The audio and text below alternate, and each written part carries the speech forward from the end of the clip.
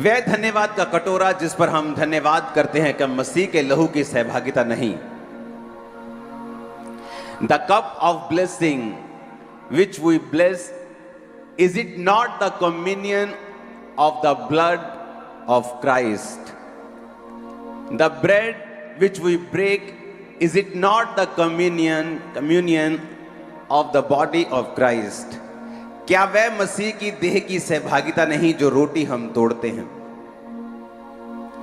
पहला कुरिन्थियों 10:16 में लिखा, वह धन्यवाद का कटोरा जिस पर हम धन्यवाद करते हैं, क्या मसीह के लहू की सहभागिता नहीं?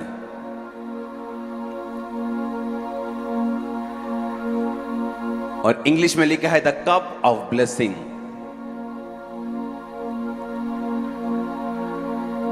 यानी जिस कप में जीसस क्राइस्ट का लहू है वो कप ऑफ ब्लेसिंग है जो आपके हाथ में है।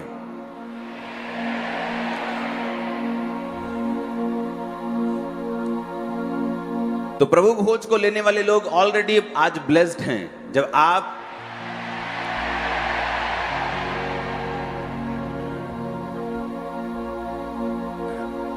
वचन क्या कहता है?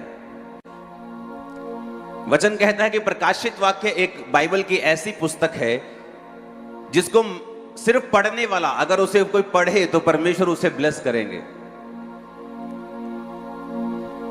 बाइबल का वचन जो है वो सच्चा है, हमें ये मालूम है। और बाइबल का वचन ये कहता है कि द कप ऑफ ब्लेसिंग, यानी वो धन्यवाद का कटोरा, यानी जो जीसस क्राइस्ट का जो लहू है उसे हम कप ऑफ ब्लेसिंग बोलते। जिस कप में वो लहू है, क्या वो, उसने कहा क्या मसीह के लहू की सहभागिता नहीं? द कप ऑफ ब्लेसिंग यानी आपके हाथ में जो है वो ब्लेसिंग है।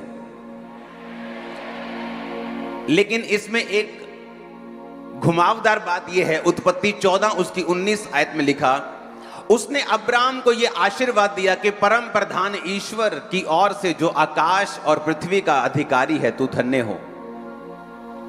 इंग्लिश में पढ़ेंगे इसे, and he blessed him and said, blessed be Abram of the most high God, possessor of heaven and earth. उसने कहा अब्राहम को धन्य हो तू, यानी तू ब्लेस्ड है, ब्लेसेड बी अब्राम। और जीसस क्राइस्ट के लहू को भी कहा गया द कप ऑफ ब्लेसिंग।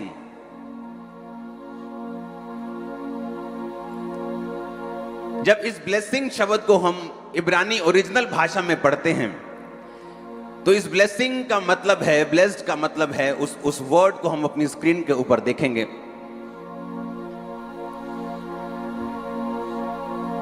वो एक ही वर्ड है इनके पास,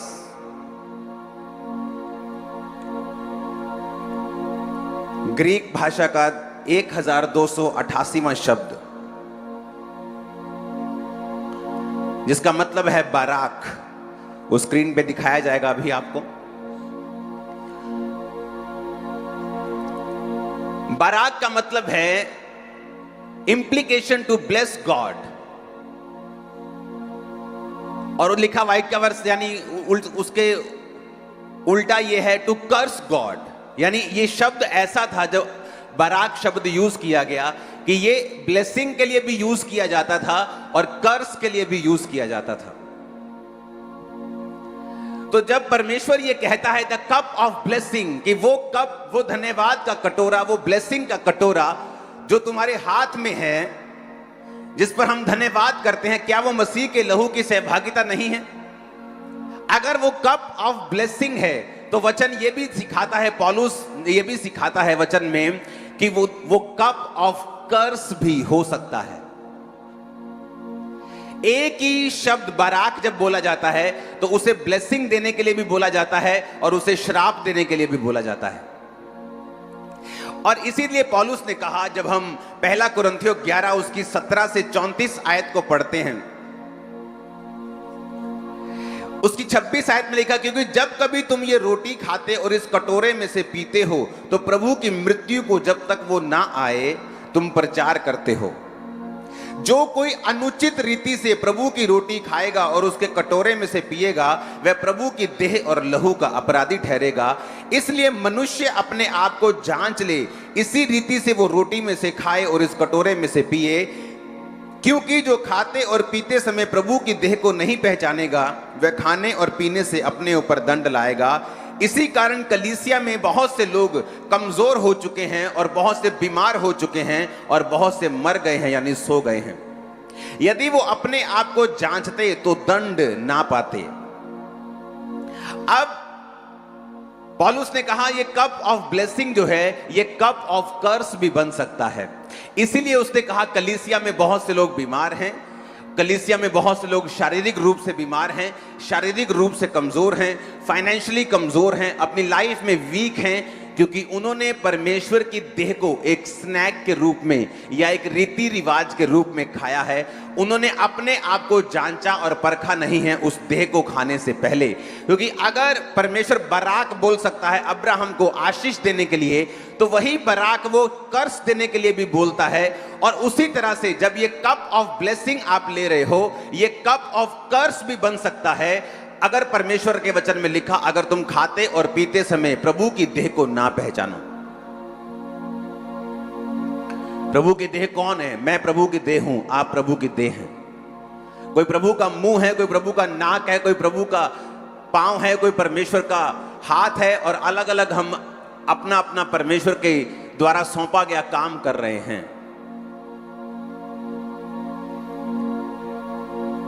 इसलिए पौलुस ने कहा जो कोई परमेश्वर की देह को बिना जांचे और परखे लेगा तो वो परमेश्वर की देह का अपराधी होगा। इसलिए मनुष्य अपने आप को जांच ले और फिर इस रोटी में से खाए और फिर इस कटोरे में से पिए।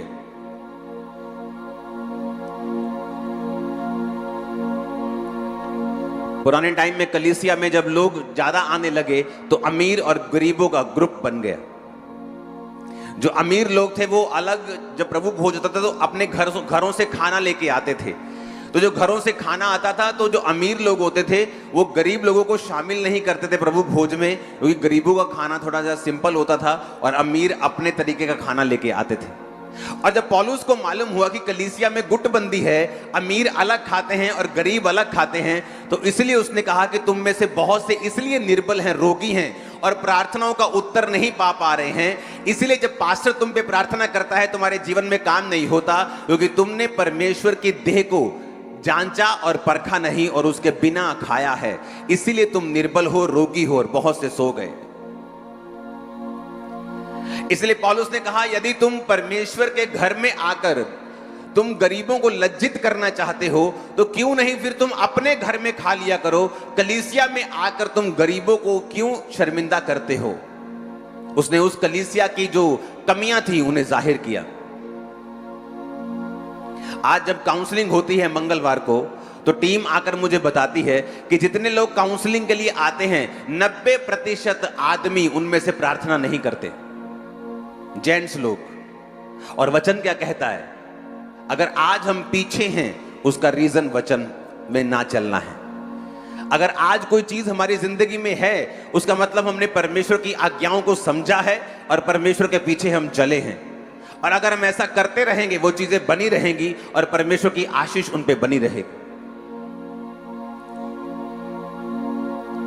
वो ब्लेसिंग, वो अनॉइंटिंग जो शैतान के पास थी और परमेश्वर की महिमा के लिए इस्तेमाल करता था, वही ब्लेसिंग उसके लिए कर्स बन गई जब वो परमेश्वर से हट गया। ये अनॉइंटिंग जो लोगों को हील करती है, लोगों को डिलीवर करती है, अगर आप पास्टर्स की लाइफ में देखें जब वो परमेश्वर से मुड़ गए, इसी अनॉइंटिंग ने उनको बर्बाद भी किया है, इसी अनॉइंटिंग ने उनको श्रापित भी किया है। क्योंकि जो आशीष का कारण बन सकती है वो श्राप का कारण भी बन सकती है। जो गाड़ी आपको सही जगह पे सही टाइम पर लेके जा सकती है, उसको मिस हैंडल करने से वो आपको मार भी सकती है, आपका एक्सीडेंट भी करवा सकती है। जिस इलेक्ट्रिसिटी से, जिस बिजली से आप रोशनी पाते हैं, जिस बिजली से ये माइक चल रहा है, उसको मिस हैंडल करने से वो लोगों की जान भी ले सकती है।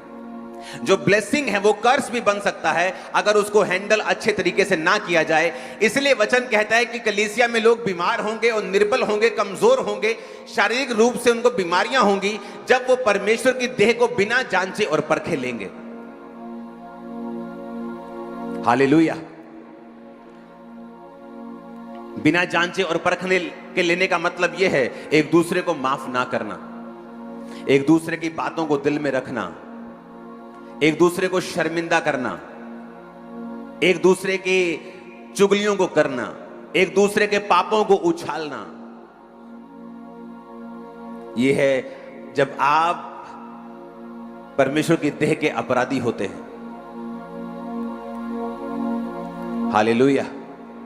कोई व्यक्ति गलती कर सकता है, आप उसको समझा सकते हैं, आप उसको बता सकते हैं, लेकिन उसकी चुगलियां करनी चर्च में, और चुगलियां कर करके आपने अपने शरीरों को निर्बल कर लिया। पौलुस ने कहा अगर तुम अपने आप को जांचते तो कभी भी दंड तुम्हारे ऊपर नहीं आता, क्योंकि जो कोई अपने आप को बिना जांचे और परखे इस प्रभु भोज को लेगा, वो अपने ऊपर दंड को लेके आएगा और कर्ज को लेके आएगा। क्योंकि जो चीज आपके लिए एक ब्लेसिंग के रूप में परमेश्वर ने आपको दी है, वो एक कर्ज के रूप में परिवर्तित हो सकती है अगर हम उसको मिस हैंडल करेंगे, अगर हम उसे अच्छे तरीके से समझेंगे नहीं यूज करने से पहले। कितने मेरी बातों को समझ रहे हैं? आज जब प्रभु भोज को आप लेंगे, आपके हार्ट, आपके दिल फ्री होने चाहिए।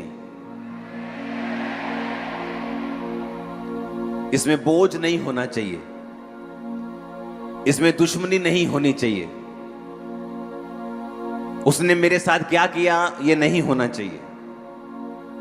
इसलिए आपने मुझे हमेशा देखा होगा कि अगर मुझे कुछ समझाना है, मैं समझाता हूं, चाहे कोई मेरे खिलाफ जो मर्जी साजिश करे, लेकिन आपने मुझे कड़वा कभी नहीं देखा होगा। जैसे ही मुझे कड़वा होने की नौबत आती है, परमेश्वर का आत्मा मुझे मना कर देता, नहीं, अपना काम करना है, कड़वे नहीं होना है। क्योंकि जो चीज एक आशीष के रूप में कलीसिया को मिली है, शैतान की पूरी कोशिश है कि उसी चीज को वो एक श्राप के रूप में परिवर्तित कर दे। इसलिए वचन कहता है कि तुम लोग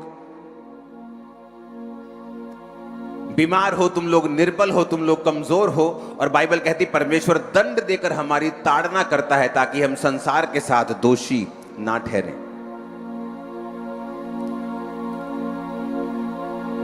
हालेलुया। अपनी आशीष को क्या हम दूसरों को शर्मिंदा करने के लिए इस्तेमाल कर रहे हैं, या दूसरों को अपलिफ्ट करने के लिए या उनको ऊंचा करने के लिए इस्तेमाल कर रहे हैं? अगर तुम्हारे पास 4 बच्चे हैं तो तुम उनको चिढ़ा रहे हो जिनके पास कोई बच्चा नहीं है? क्या अगर तुम्हारे पास ब्लेसिंग है तो बाइबल कहती है अगर तेरे पास 2 कुर्ते हैं तो एक उनको दे जिनके पास नहीं है। और बाइबल कहती है जब एक अंग दूसरे अंग का ध्यान रखेगा तो कलीसिया जो उन्नति होगी, देह उन्नति होगी। और जब परमेश्वर उन्नति को तुम्हारे जरिए लोगों की जिंदगी में जाता हुआ देखेगा, वो तुम्हें ब्लेस करेगा, वो तुम्हारी प्रशंसा करेगा। जिस तरह तुम्हारे किसी अंग की प्रशंसा होती है, ओ तुम्हारी आंखें कितनी सुंदर हैं, तो पूरा शरीर खुश हो जाता है। जब सिर दर्द करने लगता है तो पूरा शरीर डाउन हो जाता है।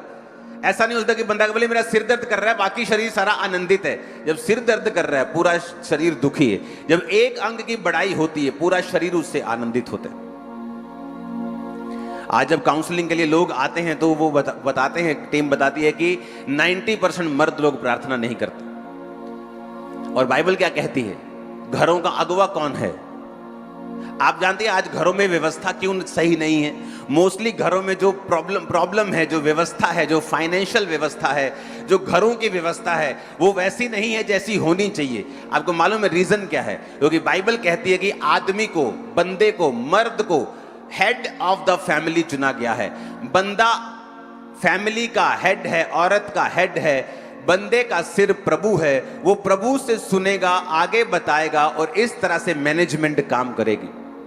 लेकिन प्रॉब्लम आज ये है कि जिसको गाइड करना है, जिसको अगुवाई करनी है, वो आदमी जिसको प्रभु से सुनना है, वो परमेश्वर के साथ बिल्कुल लिंक में नहीं है। ना वो प्रेयर करता है, 1 घंटे की भी प्रेयर नहीं है आदमी लोगों की, 1 घंटे की भी एवरेज। और जब परमेश्वर का ऑर्डर आपने बिगाड़ दिया तो आपका घर कभी भी ऑर्डर में नहीं रह सकता, आपका फाइनेंस कभी ऑर्डर में नहीं रह सकता। 90% लोग जो आते हैं काउंसलिंग में टाइथ पे नहीं करते हैं। और ये आकर बताते हैं कि हमारे ऊपर कर्जा है। आपका कर्जा कभी उतर नहीं सकता, परमेश्वर आपको कभी गाइड नहीं करेगा जब तक हम टाइथ पे नहीं करेंगे, जब तक हम प्रेयर में नहीं जाएंगे, जब तक हम बाइबल के बेसिक्स को पूरा नहीं करेंगे, तब तक वो हमारी जो लाइन है, जो एक बोलते हैं ना, एक ट्रेन जा रही है, जब तक लाइन ही चेंज नहीं होगी आप सही डेस्टिनेशन पे नहीं पहुंचेंगे। आप कमेटियों पे कमेटियां उठाते जाएंगे, आप लोन पे लोन लेते जाएंगे, लेकिन अगर आप अपनी जड़ को ठीक नहीं करेंगे आपकी प्रॉब्लम कभी सॉल्व नहीं होगी। मैंने अपनी लाइफ में पर्सनल एक्सपीरियंस देखा है, पर्सनल लोग देखे हैं जिन्होंने 25 साल के जब थे तब से लोन लेना शुरू किया, कर्जे लेने शुरू किए, 70 साल के करीब हो चुके हैं, लोन कर्जे अभी भी खत्म नहीं हुए उनकी लाइफ से। क्योंकि जब आप जड़ पे हमला नहीं करेंगे, आप जड़ का इलाज नहीं करेंगे, आप कभी भी डिलीवर नहीं हो पाएंगे। और जब आप चर्च में आते हैं, वचन आप सुनते हैं, आप क्या सुनते हैं? आदमी को फैमिली का हेड ठहराया गया है। ऐसी कोई फैमिली नहीं कि आप उसकी अगुवाई करें, आपकी वाइफ की प्रार्थना 4 घंटे की हो और आपकी आधे घंटे की हो, आप अपनी फैमिली की अगुवाई नहीं कर सकते। आपको प्रार्थना में अपनी फैमिली से आगे होना होगा, क्योंकि जब आप प्रेयर नहीं करेंगे परमेश्वर आपके रास्तों को ओपन नहीं करेगा, आपके विजडम को ओपन नहीं करेगा, आपकी आंखों को ओपन नहीं करेगा, आपकी स्पिरिचुअल आईज को ओपन नहीं करेगा, आपकी समझ को खोलेगा नहीं। जब तक समझ नहीं खुलेगी, गलत और सही मालूम नहीं होगा, क्या मैंने गलत किया, कहां मैं जाऊं, किस दिशा में जाऊं, आपको समझ नहीं आएगी। फिर आप रॉन्ग डिसीजन के बाद रॉन्ग डिसीजन लेते जाएंगे और कर्जा वो जो 5 लाख था वो 10 लाख हो जाएगा, वो 20 हो जाएगा, वो 40 हो जाएगा, फिर सुसाइड के ख्याल आने शुरू हो जाएंगे। फिर ये डफर बातें आपके दिमाग में शैतान डालना शुरू कर देगा, क्योंकि शैतान ये नहीं चाहता है कि आप वचन के साथ जुड़ें और आप बिब्लिकल जो टीचिंग है, जो डॉक्ट्रिन है, आप उस पर चलना शुरू करें। क्योंकि उसको मालूम है जैसे ही आप चलना शुरू करेंगे आपकी डिलीवरेंस आपकी फैमिली और आपकी लाइफ में एंटर करना शुरू करेगी। हालेलुया। अगर चर्च से आप कोई बेस्ट हेल्प ले सकते हैं तो वो प्रेयर की हेल्प है। चर्च से फाइनेंशियल हेल्प लेने के लिए कभी मत आए। यहां वीडियोस को राशन जाता है, फाइनेंशियल हेल्प जाती है, लेकिन अगर आपकी आंखें फाइनेंशियल हेल्प की ओर हैं, परमेश्वर आपकी लाइफ में कभी काम नहीं करेगा। जब भी चर्च आए तो ये सोच समझ कर आए। एक बहुत ही गरीब पास्टर था और इतना गरीब था, गरीब देश, गरीब पास्टर, गरीब लोग। अपने स्पिरिचुअल फादर के पास गया, उसके स्पिरिचुअल फादर ने एक बैग पैसों का भरा हुआ उसके सामने रखा, जा और चर्च में यूज कर, जा प्रभु के कामों के लिए इस्तेमाल कर। कहता डैडी मुझे पैसे नहीं चाहिए, आप ये बताओ कि ये पैसे आते कैसे हैं। उसने कहा बेटा चाहे तू गरीब हो, चाहे तू अमीर हो, चाहे तेरे पास कम हो ज्यादा हो, अगर तू कम में वफादार प्रभु के सामने नहीं होगा तो परमेश्वर कभी तुझे ज्यादा नहीं देगा, तू सारी उम्र गरीबी में निकाल देगा। उसने कहा तब जब आज के हिसाब से उसकी तनख्वाह 700-800 रुपया होगी, तब से उसने टाइथ निकालना शुरू किया। आज दुनिया का सबसे बड़ा स्टेडियम बना रहा है वो आदमी। चर्च स्टेडियम में चर्च लगेगा। अब इंडिया के स्टेडियम से कहीं अधिक बड़ा, जो सबसे बड़ा स्टेडियम है उससे भी बड़ा, वर्ल्ड का सबसे बड़ा स्टेडियम वो बना रहा है जिसके पास पैसा नहीं होता था और बिब्लिकल प्रिंसिपल को फॉलो करना शुरू किया। और बाइबल का प्रिंसिपल ऐसा है, बाइबल का वचन ऐसा है कि वो 1-2 साल में अगर आप सोचेंगे कि मैं करूंगा और सब कुछ ठीक हो जाएगा, ऐसा नहीं होता। जो 2004 में 5 में मैंने शिक्षा को पाया और शिक्षा पे चलना शुरू किया, कुछ का रिजल्ट 2013 में आया, कुछ का रिजल्ट 2014 में आया, 10 साल बाद, 12 साल बाद, 8 साल बाद, कोई 3 साल बाद, कोई 3 महीने में भी। लेकिन अगर आप बाइबल की शिक्षा पे खड़े रहेंगे, इसलिए प्रभु यीशु मसीह ने कहा था कि जो मेरे वचन सुनता है और उन्हें मानता है, उसने अपना घर चट्टान के ऊपर बनाया। चट्टान के ऊपर घर बनाने में समय लग सकता है, एफर्ट लग सकता है, फ्रस्ट्रेशन हो सकती है, मुश्किल आ सकती है, लेकिन जब घर बन जाएगा वो कभी ढटेगा नहीं, कभी गिरेगा नहीं। आपके आपके घराने, आपके लोगों के घर चट्टानों पे होंगे। अगर आप इस वचन को फॉलो करेंगे, लाइफ टाइम कर्ज का मुंह नहीं देखेंगे यीशु के नाम। आमीन। ऊंचाई आशीष आपकी है चर्च। अगर आप परमेश्वर की व्यवस्था को सुनेंगे और समझेंगे और उसे फॉलो करेंगे एग्जैक्टली, लगातार, कंटिन्यू, आप नियम बनाएंगे, कुछ भी हो जाए, कि मैं ये व्यवस्था को छोड़ूंगा नहीं, मैं ये सिस्टम को अपनी लाइफ से हटाऊंगा नहीं, मुझे कितने साल भी वेट करना पड़े, क्योंकि जब परमेश्वर इलाज करता है वो परमानेंट करता है। जब वो किसी कर्ज को फिनिश करता है वो सदा के लिए करता है। जब वो कोई ब्लेसिंग और ग्रेस आपकी लाइफ में देता है तो वो सदा की होती है, टेम्पररी नहीं होती। आमीन। आपकी लाइफ सही नहीं है, अगर आपकी लाइफ वचन के ऊपर नहीं है, कोई आपकी हेल्प कर सकता है। कोई 2 लाख की हेल्प कर देगा, 3 लाख की, 4 लाख की कर देगा। कितनी देर तक वो 2 लाख, 3 लाख, 4 लाख चला लोगे? कितनी देर तक? अंत में तुम फिर वहीं के वहीं पहुंच जाओगे, क्योंकि तुम्हारी जड़ जो है वो सही नहीं है। जब जड़ सही नहीं है, जब आपकी बेस सही नहीं है, नींव सही नहीं है, तो घर जितना मर्जी बना लो, सुंदर बना लो, वो एक दिन नीचे आएगा, तरेड़े आएंगी, तुम दुखी होगे। इसलिए जीसस ने कहा, मैं जड़ पे काम करूंगा। हे पुत्र, तेरे पाप माफ हुए। लोगों ने गुस्सा किया कि ये पाप कैसे माफ कर सकता है? उसने कहा, ये इसके पाप माफ हुए, अब ये हील भी होगा। उठा अपनी मंजी और घर चला जा। हालेलुया। यीशु मसीह ने जड़ के ऊपर ज्यादा ध्यान दिया है। अगर यीशु मसीह मेरी प्रार्थनाओं को सुन लेता 2004 या 5 में, आज मैं यहां पे ना होता, क्योंकि परमेश्वर मेरी जड़ पे ध्यान दे रहा था कि अगर मैंने इसकी जड़ को ठीक नहीं किया और इसकी प्रार्थनाओं का उत्तर जल्दी दे दिया तो ये कभी भी पूरी तरह से सदा के लिए डिलीवर कभी नहीं होगा। हालेलुया। आपके हाथ में 2 प्रभु भोज हैं। तो बारिश की वजह से हम अंदर हैं, तो आप अपनी जगह पे खड़े रह के करेंगे, ताकि जो बाहर हैं, इधर हैं, उधर हैं, वो तिल मिलाए ना कि मुझे भी अंदर जाना है, मुझे भी आगे जाना है। आप समझ रहे हैं मेरी बात को? तो हम जहां खड़े हैं वो खड़े खड़े अलग अलग रीति के साथ हम उसे लेंगे, लेकिन उसको लेने से पहले ये वचन को हम सुनेंगे। प्रभु भोज को लेने से पहले वर्शिप करेंगे, और एंड में जो मास प्रेयर होगी वो मास प्रेयर नहीं होगी, वो जस्ट आज प्रभु भोज होगा अलग रीति के साथ। और आपको तैयार रहना होगा, क्योंकि जीसस क्राइस्ट का ब्लड आपके लिए बोलेगा। आज से आपकी फैमिली के लिए, आपके फाइनेंस के लिए। मैंने मेंटरशिप मीटिंग में प्रभु ने मुझसे एक बात बोली थी, मैं वो पढ़ के नहीं आया था। परमेश्वर ने कहा, धरती पे कोई भी जन जीसस क्राइस्ट के जैसा इस्तेमाल नहीं हुआ। कोई एलिया, कोई अलीशा, कोई आज का कोई नहीं। पता है क्यों? जीसस क्राइस्ट के जितना वचन से प्यार किसी व्यक्ति ने नहीं किया इस धरती के ऊपर। वचन से प्यार करना। इसलिए जीसस ने कहा था कि व्यवस्था का एक बिंदु भी पूरा हुए बिना नहीं रहेगा। वो वचन को जानने वाले थे, वचन को पढ़ने वाले थे, वचन को समझने वाले थे।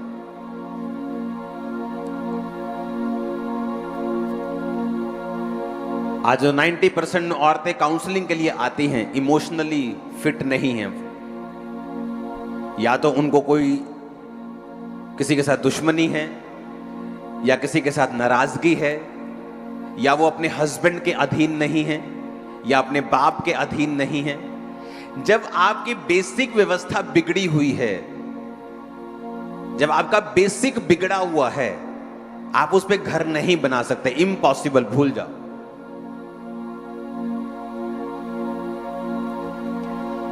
आपको पहले बेसिक ठीक करना पड़ेगा अपना। जब बेस ठीक हो जाएगा तब हम बैठ के प्लान कर सकते हैं, अच्छा इस बिल्डिंग को 10 मंजिल लेके जाना है कि 4 मंजिल लेके जाना है। जब तक नींव सेट नहीं है, हम अगर मंजिलों की बात करेंगे तो बेवकूफी होगी और टाइम वेस्ट होगा, आपका भी और आपके पास्टर का भी। इमेजिन करो आप टाइथ पे नहीं करते हैं और 5 साल से आप प्रेयर लाइन में हैं, प्रभु मेरा काम सीधा कर दे। कितना टाइम वेस्ट आपका हुआ और कितना टाइम वेस्ट आपके पास्टर्स का हो रहा है।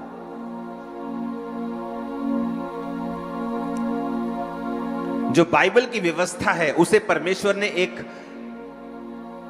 स्पेशल ब्लेसिंग के लिए बनाया है।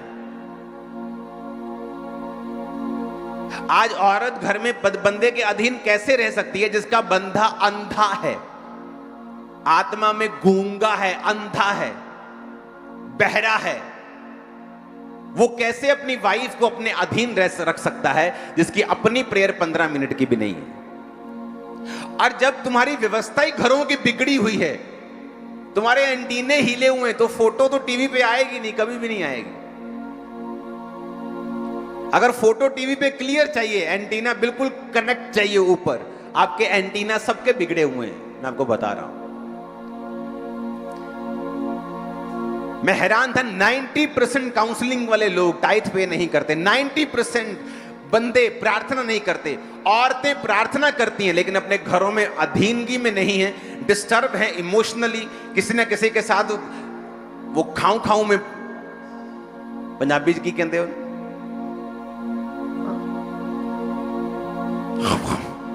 हालेलुया, कोई दरानी के साथ, कोई जेठानी के साथ, कोई पड़ोसन के साथ, कोई सास के साथ, कोई बहू के साथ। इसीलिए जब हमारा हार्ट फ्री नहीं है, हमारा दिल full of problems, full of burden है, परमेश्वर ऐसे विवेक से बात नहीं कर सकता। और मेरी बात सुनो, जब तक आपका विवेक, आपका हार्ट लाइट नहीं होगा, आप कभी प्रभु की आवाज को नहीं सुन पाएंगे। इसलिए उसने कहा, जब तेरा भाई नाराज है तो अपनी भेंट वेदी पर छोड़ दे और अपने भाई के साथ मेल मिलाप कर, अपनी हार्ट, अपनी लव लाइफ को सही कर, अगर तू मेरे सामने आना चाहता है तो। कितने समझ रहे हैं आज? अगर आप बेसिक ठीक नहीं करेंगे तो मेरा अगला प्रचार करना, गहरा प्रचार करना, डीप प्रचार करना, उसका कोई मतलब नहीं रह जाता। मैं डीप के बाद डीप चला जाऊं और मुझे मालूम होगी कलीसिया तो अभी वो ले हैंड, वो प्रार्थना, वो टाइट अभी इसी में अड़ी हुई है, अभी इसी में फंसी हुई बेचारी, इसके आगे तो ये गई नहीं अभी तक। कि जब आप काउंसलिंग के लिए आए तो ऐसे समझ आनी चाहिए कि हाँ, आपको समझ आ रही है, आप इन वचनों पे चलना शुरू हो चुके हैं, ताकि मैं आगे बढ़ सकूं और अधिक आगे जा सकूं। हालेलुया। अपने बेसिक को सेट करो चल के, अपनी नींव को सेट करो चल के। प्रार्थना नहीं है तो एक समय रखो, बाइबल पढ़ने का एक समय रखो, रोजे रखने का एक समय रखो। आप एक बात को समझिए कि कुछ बीमारियां, कुछ शैतान और कुछ प्रॉब्लम्स ऐसी हैं जो बिना उपवास के आपकी लाइफ से कभी नहीं जाएंगे, चाहे आप स्वर्ग जाके वापस आ जाओ, चाहे आपको प्रभु के दर्शन हो जाएं, क्योंकि वचन कहता है कुछ दुष्ट आत्माएं बिना प्रार्थना और उपवास आपकी लाइफ से कभी नहीं जाती। और लोगों का हाल क्या है? आप रोजा रखते हैं, नहीं जी मैंने शुगर है, तो जो दवाई आप 12 बजे खाती हैं उसे 2 बजे खा लो। कौन कह रहा है दवाई बंद कर दो? जब तक आप परमेश्वर में पूरे नहीं, पक्के नहीं हैं, आपकी बीमारियां कई बार नहीं जाती। एक समय था जब मैंने भी मेडिसिन खाई है, और एक समय है जब मैंने मेडिसिन बिना हीलिंग के फेंक दी थी, और प्रभु ने मुझे हील भी किया था। लेकिन मैं लोगों को करने के लिए नहीं कहता हूं, वो मेरा विश्वास था। उस समय एक पीक तक पहुंच चुका था कि इतने रोजे, इतनी प्रेयर हो चुकी है, अब दैट्स इट। वो एक फेथ था, वो मैं अपना फेथ आप पे थोप नहीं रहा हूं। किसी को भी प्लेन ग्राउंड नहीं मिलती है, किसी को भी ऐसा ग्राउंड नहीं मिलता कि हर बंदा आराम से प्रेयर कर सकता है, हर बंदा आराम से फास्ट कर सकता है। ऐसा नहीं होता। बाइबल कहती है तुझे फाइट करनी होगी। हालेलुया। तो अगर आपका बेसिक राइट नहीं है तो मैं अभी क्या करूंगा आपको? उसमें लिखा है नीति वचन 4 उसकी 13 में, शिक्षा को पकड़े रहे, उसे छोड़ ना दे, उसकी रक्षा कर, क्योंकि वही तेरा जीवन है। इसको निकालना जरा, नीति वचन 4 उसकी 13,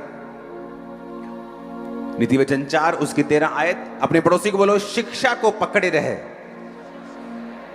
उसे छोड़ ना दे, उसकी रक्षा कर, क्योंकि वही तेरा जीवन है। किसकी रक्षा करनी है? किसकी रक्षा करनी है? ऊंचा बोलो जरा। रिक्शा की? पैसे की? सोने के हार की जो पड़ा हुआ घर में उसकी रक्षा कर? अच्छे कपड़ों की रक्षा कर? कहता शिक्षा की, शिक्षा को पकड़े रहे, उसे छोड़ ना दे और उसकी रक्षा कर। नीति वचन 4 उसकी 13।